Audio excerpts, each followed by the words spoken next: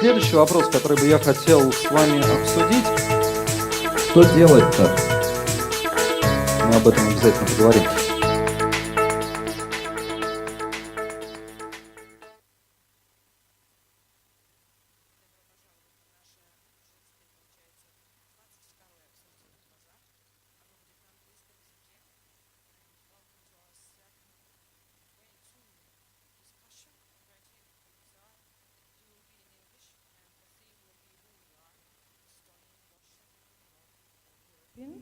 И я готова представить вам Марис Hellrand, которая будет нашим модератором, которая представит наших гостей.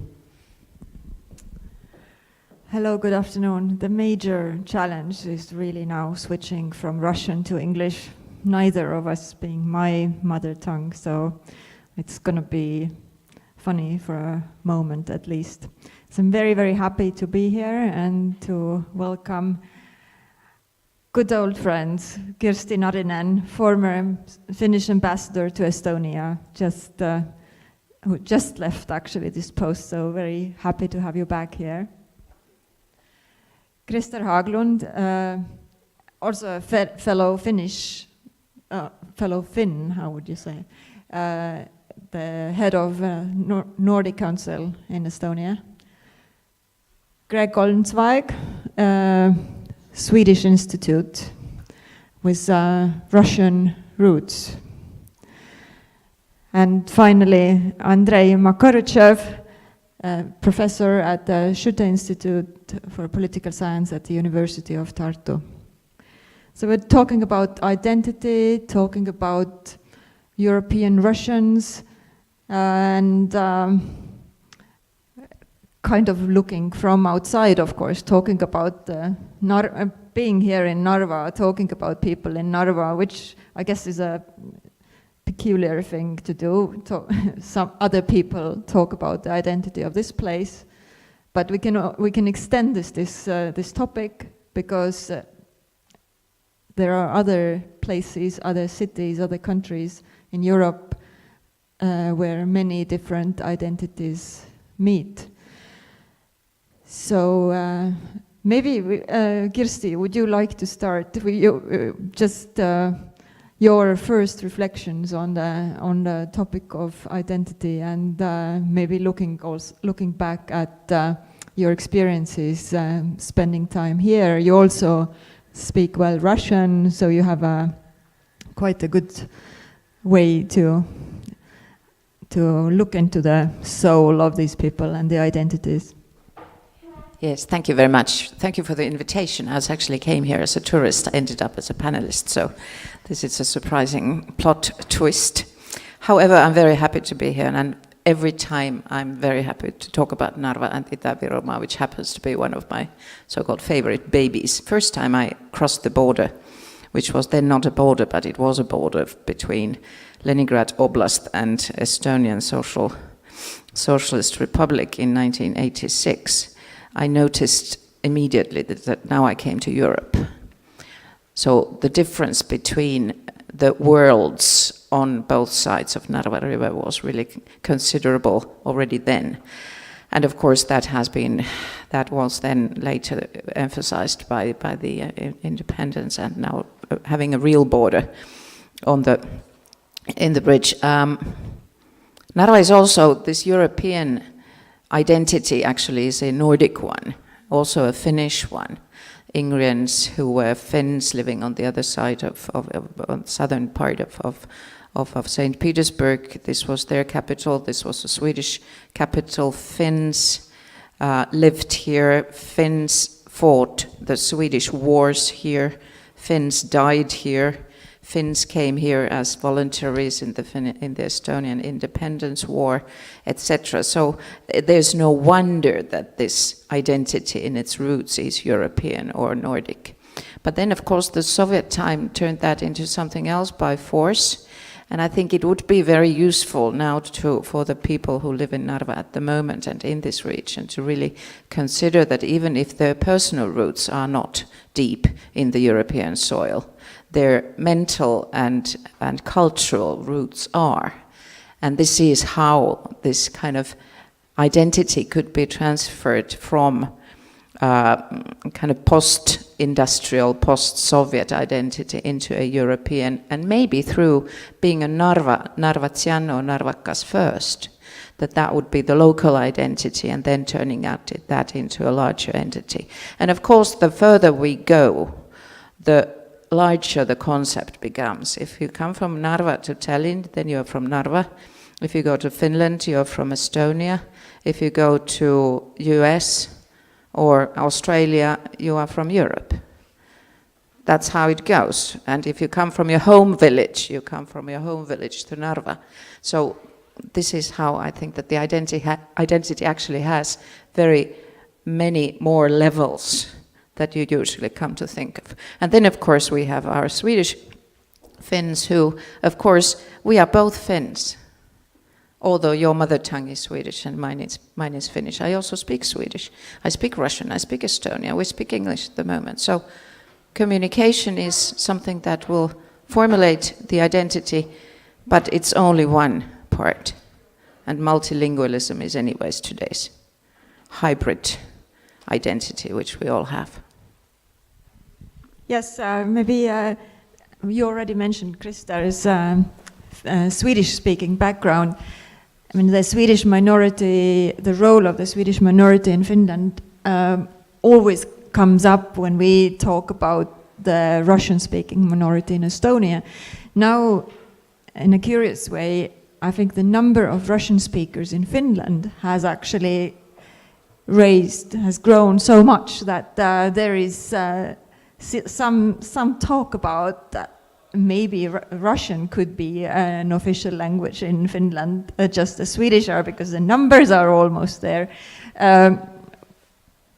How do you look at this situation, Krista? Yeah, well, first of all, I could say, well, first of all, thank you so much for the invitation.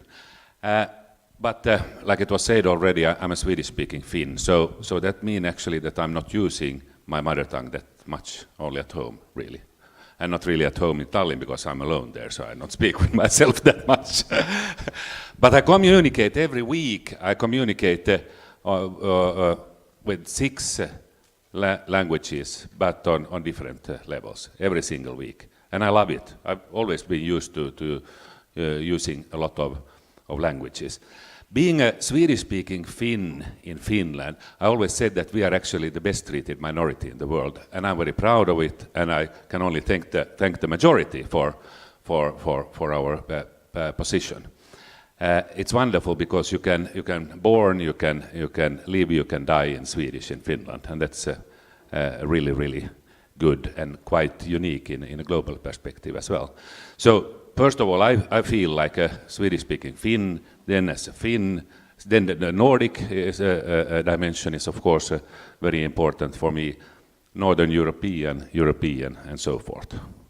So kind of you every single day almost, or at least every single week, you kind of use all these identities. When it comes to Russian language in Finland, it has been there for quite a long time, actually, but the numbers of the Russian-speaking people have not been that high, and it still is not that high, even though it has, in percent, it has risen quite a lot, but it's not yet that many. But there are some discussions, yes.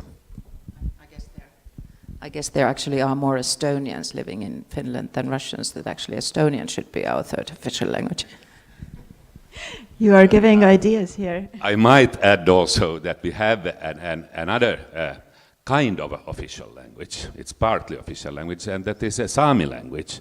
And that's not only one language. In Finland it is 3 separate Sami languages, and altogether I think there are 9 Sami languages. But we have Sami people only 10,000, while Swedish-speaking Finns are 300,000. Now, coming to Greg,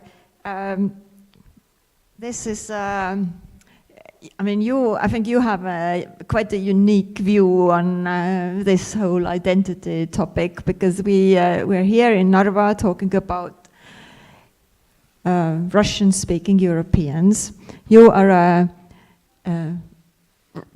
born Russian living in Sweden, and also you have a very good understanding of the Russian identity looking at Moscow. So if you, as a Russian living in Sweden, compare Russians in Russia and Russians in Narva or Russians in Estonia, is there a difference? Is there a different identity? Or can we identify this Russian Europeans? Well, as it was noted before, identity is always hybrid. We never speak a single identity. We speak layers and layers, different constellations of identities. That's what you have, that's what I have, that's what everyone in this room has. And this is what makes us as individuals so interesting. You mentioned Moscow, that's my hometown. I've been living in Sweden for over 10 years now, but I've been always interested in the Nordic countries. I worked a lot with my background is cultural promotion, is in journalism, so I was constantly on the plane between Moscow and Helsinki, or Moscow and Stockholm, Moscow, Copenhagen. I think that Moscow identity definitely differs from the rest of Russia. I normally say that to explain the distance between Moscow and the rest of Russia, you should think West Berlin and DDR in terms of the old times. These are really two different worlds. And the Russians living in Estonia, Russians living in Finland today, the small group that lives in Sweden. Of course, there are so many different components that compose our picture of the world. And we are not, I don't primarily identify myself as a Russian or as a Swede. I think it's not the first, it's not how I would present myself. What we do, if I may say a few words about my work at the Swedish Institute, we are a state organization responsible for letting the world know about our country, telling the world about Sweden, and I'm responsible for the channels in Russian. The website, social media channels, events, like we're very happy to be involved in Station Narva here in Estonia today. What we do, we translate the state's narrative into, not into just Russian grammar or Russian words. We try to get close to the Russian mentality. We rely closely on intertextuality. We try to make jokes in the way that Russian would laugh at or smile at least. And I think it's more about finding common cultural codes that work across the border, because today we've been doing a lot of focus groups trying to understand how the Russian speakers perceive the world in different countries, here in the Baltics, in Russia, in Ukraine and Belarus. Not every joke goes through the border, not every cultural phenomenon, pop phenomenon, goes across the border, even though it's all in Russian, but we cannot speak just one Russian identity any longer. So what's the difference? If you could bring some examples. Well, the simplest example is here. I was at the previous panel. That was really interesting. The discussion between the local population and festival co-organizers about the choice of artists. We had some fantastic artists from Russia yesterday, but they would work brilliantly for central Moscow and central St. Petersburg. They work differently for Narva. It doesn't make the artists worse, it doesn't make the aspiration to show the best of Russian culture, it doesn't degrade it, but these are one of the things that can be a bit challenging. So Russians in Estonia are different from Russians in Ivangorod? I was in Ivangorod today. I got 2 stamps in my passport. That was really the trip of. I was very happy and proud. My colleagues either don't have any Russian or Belarusian passports, or they forgot them home. So I was the only one. You can see it from the faces. But I had the pleasure to meet some Russian students studying at Narva College yesterday. You might have heard about this program that Narva College grants some places to citizens of Russia, Belarus, maybe some other countries. They can come and study here if they do it in Estonian, if they take time to learn Estonian. And I saw these people from Russia, from different parts of Russia. They were so dedicated, they were so motivated. I saw an ambition in their eyes. And when I was in Ivangorod today, very briefly, lovely people, I mean, interesting anthropologic experience. I don't see this ambition in the faces. I think I trace more steps, or I trace it more here in Narva. But this is just kitchens, this is speculation, that's my immediate impression.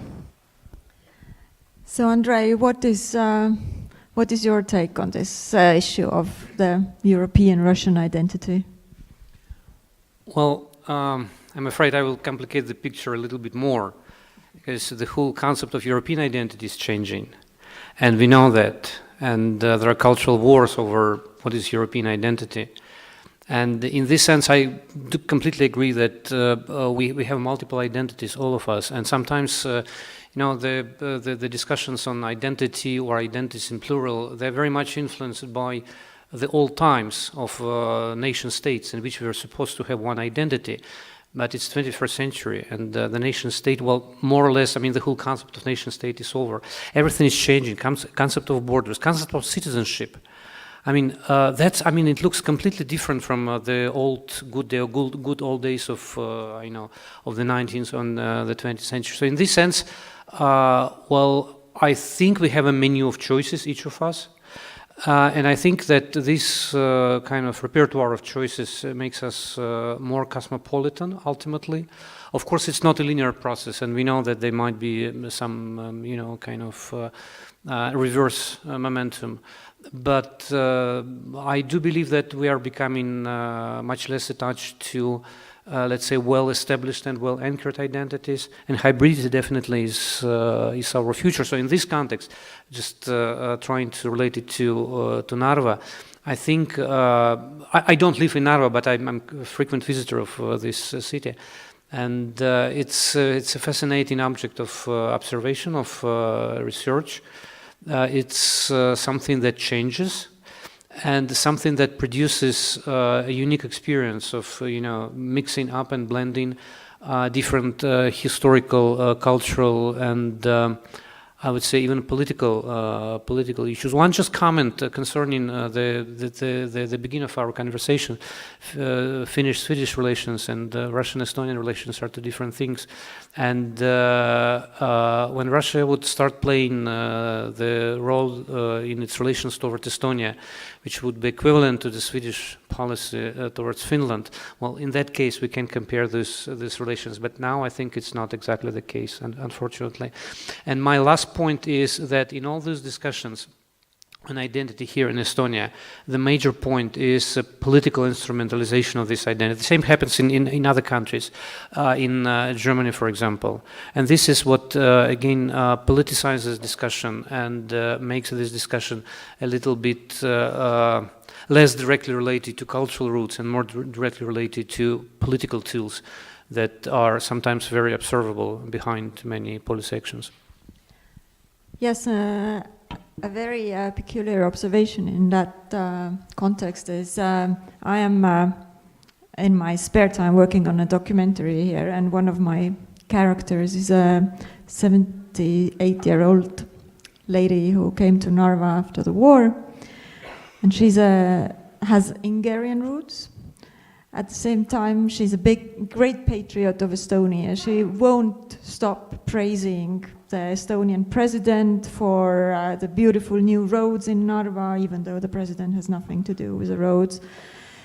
And then you go to her house, and who on the calendar on the wall, whose picture is there? It's not the Estonian president, it's Putin. And all of this fits beautifully into this one person's world. So for us coming from Tallinn, I mean, even though we kind of have a cosmopolitan worldview today and pick and choose our identities, there are still things that are very clear and understandable, and these two things, praising President Kaljulaid for fixing Narva's roads and hanging a picture of Putin on my wall, would not happen in someone's living room in Tallinn easily. And here it's completely normal. And that's why I personally find Narva so fascinating, that you have these incredible mixes and puzzles of identities. But I don't know if we can call this the Russian Estonian, Russian European identity. It's some sort of a big puzzle thrown out by history, and now we have to sort it out. We have to fix this puzzle somehow. How do we do that?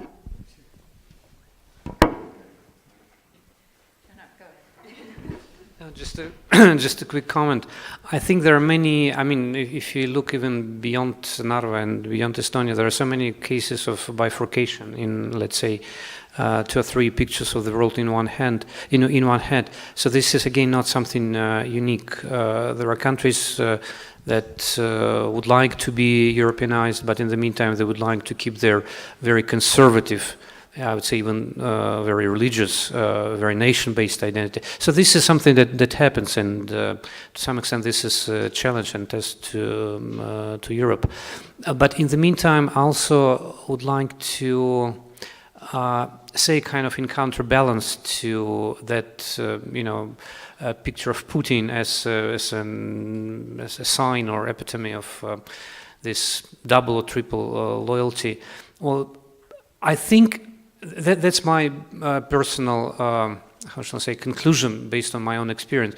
I think that these references are very symbolic, and they play a quasi-religious role for many people. And I don't think that these signs might be that easily translated into, let's say, social or political mobilization for that. This is just a reference point, in my view, and part of a larger set of, issues and discourses of being abandoned and being left or even betrayed by one state, by another state, etc. So I think the whole discourse is much richer in meaning than just Putin's picture, which of course might be the case in many families. No, I fully agree with this politicizing element of this identity, because particularly in this region, and Putin's picture is of course shows that there is a certain liaison across the border, not only the language but also culturally, because I don't think that any Finn would be offended if any Finnish Swede would have a picture of the King of Sweden on a calendar, because that wouldn't make any difference. But here we are not talking about the identity, we are talking about how Russia is potentially or operationally using the language minority. Media coverage in this region is 100% almost. So there is this kind of built-in fear that what if that loyalty, in a case of when it's really questioned, would then turn to be on the Russian side. And the willingness to kind of believe that this would be the case is stronger at the moment. And this is why this would be the challenge, to kind of identify the identity, saying that you can actually be loyal in a different way to both. You can be politically loyal to Estonia, then culturally loyal to Russia. And then this European identity, I think this is very valuable. My president Niinistö described this in one of an interview, saying that the democracy and culture comes from Athens, moral and ethical values come from Jerusalem, meaning from Christian values, don't kill, don't steal. And the order and the law legal foundation comes from Rome. And I would add tolerance on that, because I think that the European identity is very much about these hybrid identities that we have. And like you referred to this nation-state concept, that was the case before, indeed. But when Finland got the first immigrants of different color, that was about Somalis and about 25 years ago. So it's actually, it takes a while before people start understanding that a completely black-skinned Somali can speak fluent Finnish and be a loyal Finn and build the society in Finland as a Finn. That was definitely questioned still maybe 10 years ago. It was a weirdo, but today it's quite normal. We have a different situation here. Christer? Yes, thank you. When we are talking about minorities, there are of course a lot of different kind of minorities, not necessarily only language minorities, but when we are talking about minorities, we also need to talk about the majority. Because that is, after all, the crucial thing. And it is, of course, very much up to the majority how they treat the minority. And if the minority is treated bad, how can you expect loyalty, for example, from a minority that is not treated well? And it is very complicated. But I would say that all minorities, what they want to achieve is recognition. Of course, that's one thing. Inclusiveness, that's another thing. The possibility to use their own mother tongue in the education, when you, for example, on the social sector, when you go to the hospital, to a doctor, or God forbid, if you end up in the court, for example, and things like this, the majority, it would be much easier, these challenges, if the majority only would realize some few quite simple facts that there is. But of course in Narva we have a very different situation where the minority is the majority. So it's like a double whammy in a way. Yeah, that's right. And actually, it's the situation in Finland is quite similar also, because we Swedish-speaking Finns we live along the coast, and many, or not many, but some of the villages and cities actually have a Swedish-speaking majority. But in that case, based on the previous panel, what I have learned is that definitely the Estonian state should have some policy, should have some cultural function towards Narva. And that's what is more or less in the air, and this is what is going on, and I think the changes in the most recent years are quite visible. But I would add also one more element in this minority-majority discussion.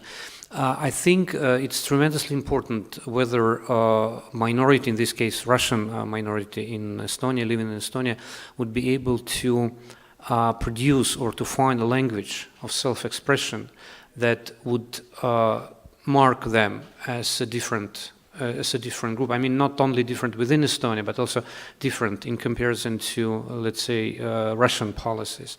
So this, I think this is something that is, in my view, indispensable. And this language of self-expression might be cultural, it might be, performative, it might be related to specific, but it should be something that would might be beneficial for this, hybrid identity of minority. For example, here in Estonia, we do have quite a few, let's say, platforms in which Russian language becomes a language of integration of like-minded people, like, for example, Vyshgorod journal or Pluk journal. I mean, they're small, and I'm sure not all people in the audience are aware of their existence.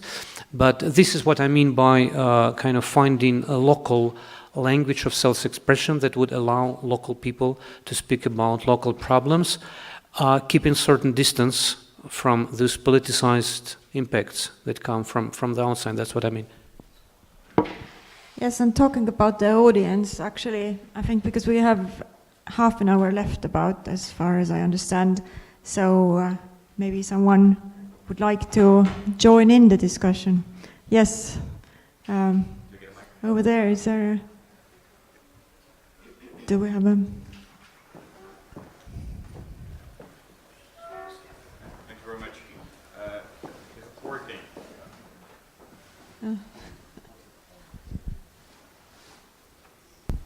All right. My name is Kirill. I guess I'm a perfect example of this hybrid identity. As I'm a third, I'm an Estonian e-resident from Russia. And I've been crossing the Estonian border, I don't know, a couple of dozen times in the past several years. So the perfect chance to contrast. So talking about the special identity of Russians in Estonia, to me, as somebody who's lived in Moscow, they're visible, right? I can usually tell by the face of a person whether he lives mostly on the Estonian side of the border or on the Russian side of the border, even before they open their mouths. I would love to do a test on that. I never tested it scientifically, but I can usually tell, okay? Especially with the younger generation, but with the older ones as well. This is the first thing just to share, okay? There's definitely an identity even before people start talking. And the other question, this is super controversial, but I just wanted to throw it in, okay? Don't hit me hard for that. So if anybody's questioning the political loyalty of the Russian Estonians, I give you a simple test. Hopefully we will not get a chance to try that. So how do you determine on which side of the board the person really is? Just propose them to move over to the other side, okay?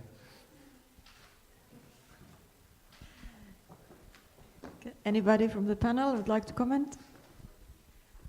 I don't know if I like to comment, but I do. Yes, I think this is exactly the test. And I think in this region where the comparison is very near and it's visible and it's there, it's more concrete that you would understand the difference between the identities on both sides of the river. But if you go to Toompea, if you go to Tallinn, or if you go to Eastern Tallinn or Eastern Lasnamäe, it's a different ball game, because then it's far and it's not that concrete, and then you start absolutely, and you can't avoid politicizing it. I'm afraid Toompea cannot not politicize it, because it is in every party's political agenda is to make a drama out of this in order to lure or attract voters, or the other way around. That's unfortunately the polarization at the moment. And I do hope that there would be more and more of Russian-speaking, mother tongue Russian speakers. I don't even use the words Russian speakers. I use the word who speak Russian as their first language, because that is already covering a larger scale. But I mean that there would be younger politicians speaking Russian as their first language, joining every party. EKRE perhaps not, but not possible, but others. Well, it is quite possible. I mean, they have several issues where actually the Russian first language speakers agree with EKRE views much more than they do with other parties, be it gay marriage, be it... Exactly, yes. This was, by the way, this was something that I raised once with one of them leaders, and saying that I find this very weird that your agenda is like very similar to the Kremlin ideology, and they were saying, no, you misunderstood. Andrei, you want to? I just wanted to add a little bit more of complexity to the issue, because of course we can celebrate multiple identities, we can celebrate diversity, but from a political perspective, well, there is one question looming large kind of behind this discussion, is how much diversity can we afford? Can states afford, especially after Ukraine, after Georgia, after countries losing their territories in a specific circumstances? Well, this question, I'm not saying that this question is always well articulated, but it's always like, looms somewhere as a back thought. And I think this is also one of those political factors that has a very strong influence on the discussions on minorities in a more general sense. I just wanted to add that it's very important to draw a line between the Russian language and the Kremlin ideology. Any political views or agendas that come from the The Kremlin does not owe the Russian language. Russian is the native language of people living in Narva, people living in Kiev, people living in Chisinau, Tel Aviv, Berlin, and so on and so forth. And I think it's one of the primary goals for European politicians today to get the message through very clear that, as well as Arabic is not the language of terrorists. It never been. The Kremlin does not owe the Russian language. It's a language that you can tell any message in. A very true message, total lies, that you can be funny and hilarious, that you can be very boring in. I think one of the I'm not very well acquainted with the Estonian situation, but based on the Swedish situation, knowing a bit about the Finnish situation, I would say that the Russians have been very good at being good entertainers. The Kremlin message that comes in the Russian language is perfectly packed. They understand the nature of communication. They understand how they should talk to this old lady, how they should talk to the young people in Narva, how they should talk to the people in Crimea. Are we as good? Sometimes I would say, like for the Swedish part, we are not. Should we blame the Russians who communicate better if our politicians, if our units responsible for communication and getting our message through are not as skilled? Very valid point. Kirsti? Yes, I work at the moment. I've been working now for 9 days at the European Centre of Excellence for Countering Hybrid Threats in Helsinki, where we have 18 member states from EU and NATO countries. And one of the themes that we are very much discussing there is hybrid influencing on people and what kind of methods you use, and that this authoritarian regimes, be it then Iraq, Iran, be it China, Russia, psychological approach towards your people, just like you're saying, is one of their skills of the skills, because that's something that they've been doing forever. And in small countries where media is about information, that's a different thing. And I think this is one of the identity issues also when we come to the media coverage in this region, is that how does the Russian-speaking identity understand or see the meaning of, for instance, nude broadcasts in the same manner? That is it about informing, or is it about forming an opinion about things? And then the most dangerous thing is, of course, that you don't believe any news anymore, that you think that everything is propaganda. And this is the evident danger. And this is, I think, where the identity issue is very concrete. We had another question in the audience there.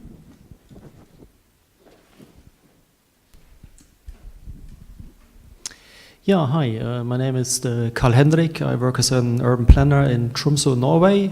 Thank you for the interesting debate.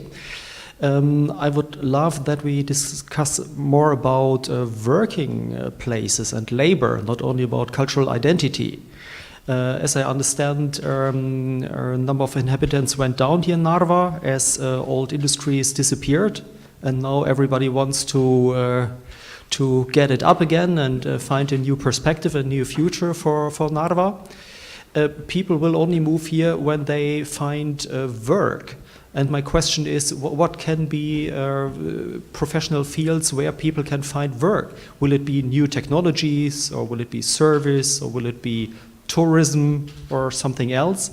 And to my point of view, if you have new emerging fields of industry or service, this will attract a certain kind of people, and they will bring their culture, and then the cultural identity thing is in the box.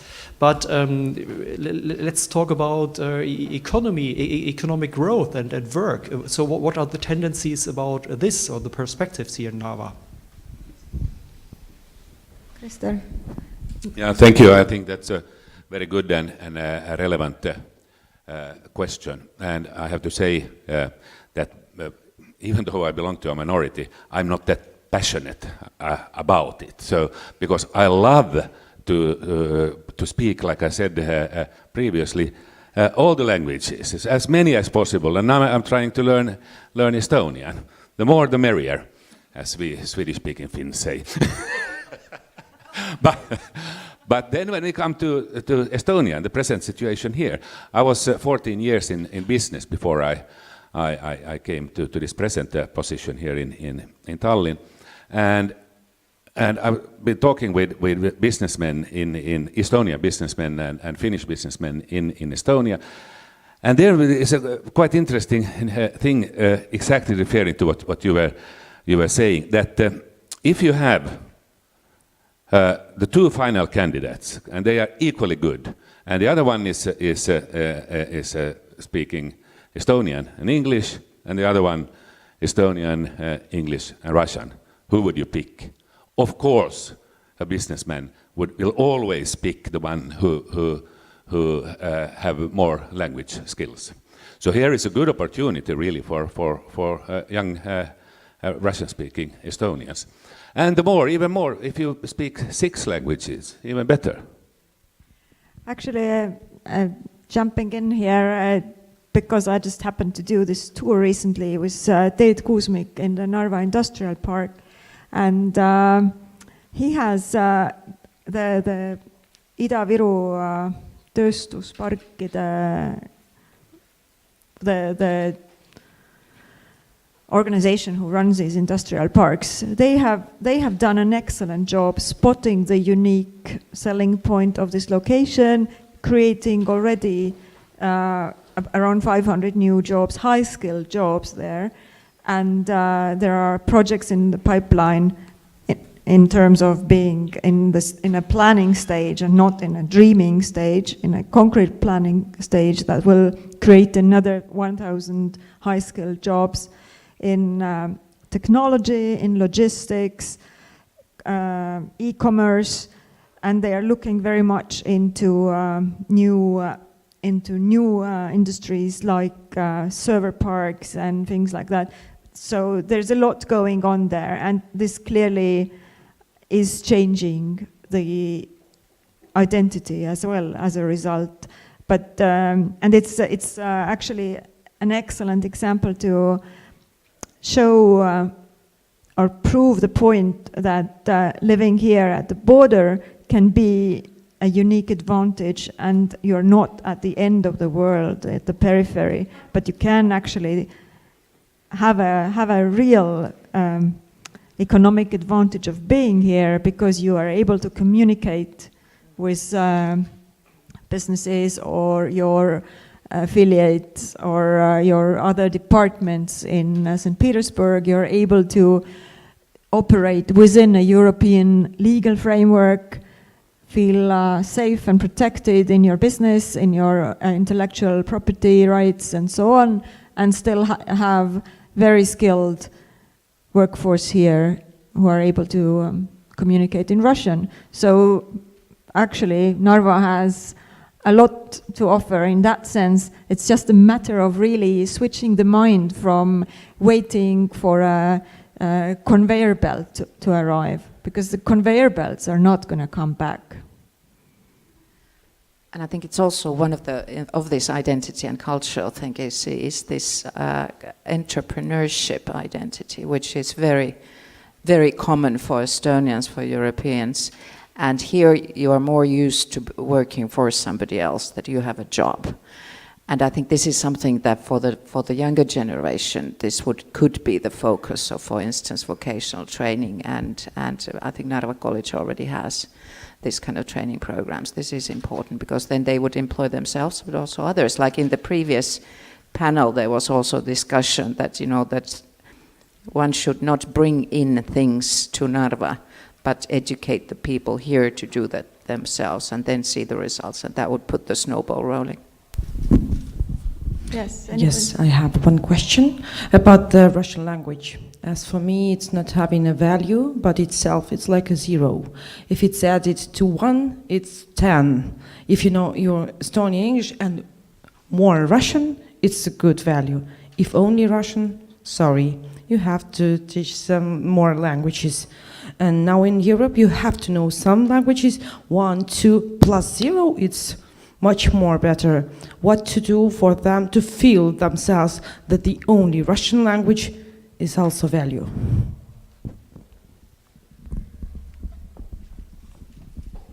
Well, we have, all of us have, got a wonderful gift, and that is our brains. And there is no known limit to our brains, so we can learn a lot of new languages. So it's only about getting motivated to do it. Of course, I realize that some learn the languages a little easier than others, but anyway, we can all learn languages if we want to. Then about identity, there's another, of course, interesting trend going on, especially when you think think about the younger generations. They don't speak about nationalities that much anymore. And like we were speaking here, we were speaking about Narva, Moscow, Stockholm. It's more, we are more talking about cities. And that is a fascinating trend that is going on. And the young people, within one of the wonderful things with the European Union is that we have the ability to move freely around and meet new people and jobs and everything. So people really, young people, they have a tendency to learn more languages, actually. I can tell you about my son, for example. He, Swedish speaking, first foreign language was, of course, Finnish, because that's mandatory. The third language is usually English, but he chose German instead because he was liked very much football when he was 12 years old, and he saw that the average salaries in Bundesliga were the highest in the world. So he learned German because he said that English he will learn anyway, and that was the case. Then he went to study in the gymnasium, not in Finland, but in Italy. So he learned Italy. There were people from all over the world, so he learned a little bit of Spanish, French, whatever. Then he went to university to London again and lived together with people from all over the world. Then he went got an Erasmus scholarship to Barcelona, and a couple of weeks before he was about to leave, he had noticed that shit, it's in Catalan, it's not in Spanish. But that was not a problem. So now he also speaks Catalan. You could counter that this very gifted young gentleman comes from a privileged background. So someone born in a Hrushevka in Narva might not have these opportunities. Kirsti. Sorry, just to add that my parents didn't speak any languages because they didn't have the need. They didn't want to travel anywhere. They had no urge to go anywhere. And if they did, then later that they always had one of the children with them to interpret. So I think this is basically the key question: that do you feel that you need the foreign language or the official language of the country either? That if you are planning to live all your life here or just go to St. Petersburg, if you go abroad, it's very difficult to motivate them to learn any language. And I think this is a difficult thing to work on, except for next generation, that the school system would urge and bring them both Estonian first and then English or whatever third language. Just a short comment. Of course, I realize that the possibilities are different for different young people, depending on where you come from. But my main point is still that we have the ability to learn a lot. So it's more a question of motivation and education and the need, of course, because, for example, like we know in Narva, Itä-Virumaa, Russia you can cope with Russian. So if you don't have that interest, then it might be fine for you. Yeah, then you can't cope on a national level, of course. Greg, you're waiting. I just wanted to return to the case that I briefly described already. Yesterday, I met 3 or 4 bright youngsters from Chelyabinsk, Ryazan, and Gomil, they were targeted by advertisement from Narva College, advertising education in Estonia. These guys and girls probably don't have the opportunities and possibilities that your kids have, but they had the guts and they got the interest and they got the ambition to come to Narva to start studying Estonian from the scratch. We spoke with them whether they're gonna stay or they're gonna be teachers of English. Will they stay in Estonia? Will they continue elsewhere in Europe? But it's about taking the first step, and an extra language is always an accelerator. We cannot force anyone be good in any first or second or third language, but it's about opportunity. It's about opening the door. Like, we all have doors in front of us. Someone opens them in good time. Someone misses it. Sir, Evi? Oh, someone has a microphone. Yeah, hi. I'm Rauno. I'm from New York, actually. So I'm an eestlane, but my mother was from Karjala, so I have a lot of allegiances. Anyway, so I have to say, I think over time, Narva, because of its location, will continue to grow. I mean, it is on the Gulf of Finland, and I think, you know, you're going to use the mixture here to draw people in. I'm a physician. I've worked in Brooklyn for 28 years, and when I arrived there, you know, it was heavily Afro-Caribbean, and all of the white doctors were Jewish, and everybody thought I was Jewish, and they made their assumptions about me. After a time, they're very accepting. So I think I know there's history you have to deal with. That Estonians and Russians, it's subconscious, the emotions that are there.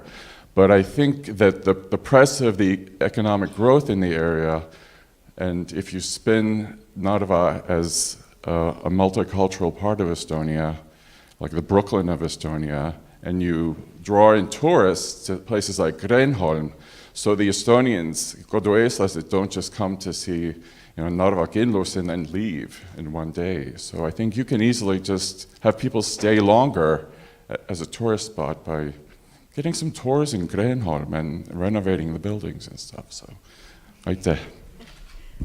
Thank you. Evi, you had a question there. The question? I don't know, maybe it's not a question, but a thought. Thought is okay as well. That the topic that was raised today, this invisible Russian culture, Russian language culture, or for me is always confusing. Like, my mother tongue is Russian, but I have nothing to do with Russia. And I'm not feeling connected to Russia because I speak Russian language.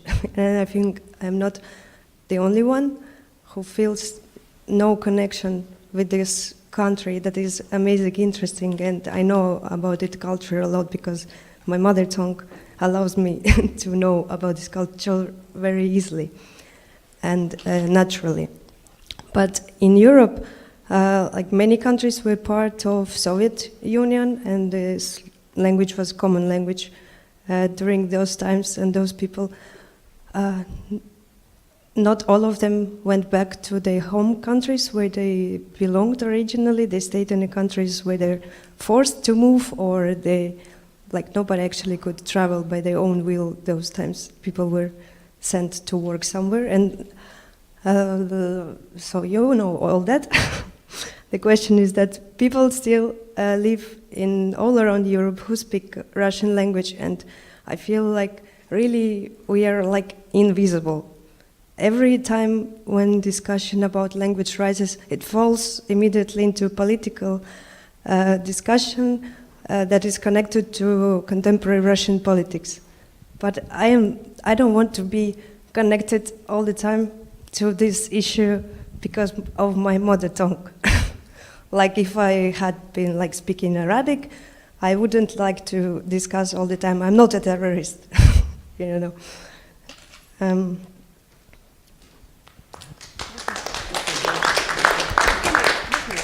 Thank you for that. Very understandable. Yeah. Will you comment? I don't know. If you want to comment, maybe you would. One thing which I'm thinking about constantly listening to you is the acceptance of yourself. All of us here, we accept us being multicultural, having multiple identities, and that's fine for us. And we have also discussed here that the younger generation understands the value of being multicultural and so on. But what do you think, how could we help older generation accept the fact that the world has changed? Well. I'm not going to comment on that, maybe some other person. I would continue what Evi said, that actually the problem is that here in Estonia we are associated with Russia, and when we go to Russia, Evi, her name is at least Evi Pärn, and they could assume that she's Estonian, but my name is Alessia Rater, and when I speak Russian to them, they say to me, "Oh, you speak Russian that well," and I'm amazed every time when I hear that. And actually, the problem is that here we should reconstruct our identity, and here to this kind of discussions all the time, and also in Russia we should explain who we are, to where we belong, how we think, and say to them, no, it's okay, I'm Russian, but I'm not from Russia, you know. There are a lot of Russians and a lot of Russian culture that doesn't belong to Russia. So it's very interesting that also there we should explain a lot of times. Thank you. We are probably going to wrap up, so a short comment who had there. Yeah, I just wanted to say I know that feeling so well, also as a Swedish-speaking Finn, because even though we are, like I said, the best treated minority in the world, but so often, I mean, you hear that perceptions from the majority that we would be rooting for the Swedish ice hockey team, which we never do. Of course, as long as the Finnish is in the competition. After that, Swedish, yes. And when we go to Sweden, then they say, "Yeah, you speak incredibly good Swedish for being a Finn." you can never win. Really. Okay, Kirsti. Just one sentence commenting on the Russian language. I heard the Polish ambassador told me that there's 6,000 Poles living in Estonia who speak Russian as their tongue because Polish is not used. So don't mix language with nationality or even citizenship. Greg, you want to have a... I wanted to go one step back to your question on the elder generation. There are no universal recipes as well, and every babushka is a personality. But sometimes you can get it through, sometimes you can't. I think the answer is love. Is love and respect to your kids, to their choices, respecting them as individuals, understanding that they're not a copy of yourself, understanding that they have right to choose to make their life the way they want. They can choose their profession, their partner, their religion, or shit in it, the sexual orientation, language, whatever they find important. It's about love to the ones that you leave after yourself.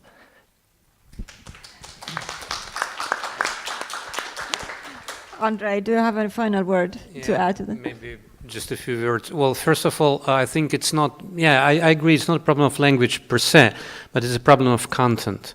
Because it's not about Russian or, Polish or whatever, it's a problem of content, what is said and how.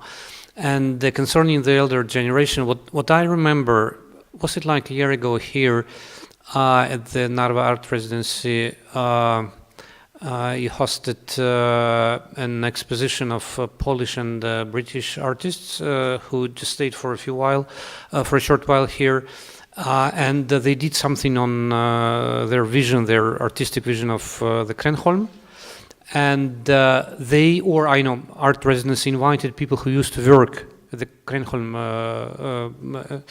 factory. And that was a very interesting, how shall I say, dialogue of different generations. And of course, a lady who had an experience of working there for 20 years, well, she came, which was already a big achievement. She gave a talk on that. She said, of course, everything changed, and I cannot imagine that in our times we would do something like that, but we do understand that this is just a different artistic genre, that your perception of Krenholm and what we have produced drastically differs from our, and it's okay. That's what she said, being in her 70s or something like that. So I did see that, practical experience of this very, situation and very short conversation, which I think can be used as a model. An artistic intervention is what it's called, I think. Thank you so much for joining us. Kirsti, Krister, Greg, Andrey, and everyone in the audience, you've been brilliant. Thanks, and see you soon again. Thanks for participation. Спасибо за внимание и за участие. And for everyone, welcome to Station Narva. It's already starting in Krenholm. Добро пожаловать на Кренгольм, концерт уже начинается.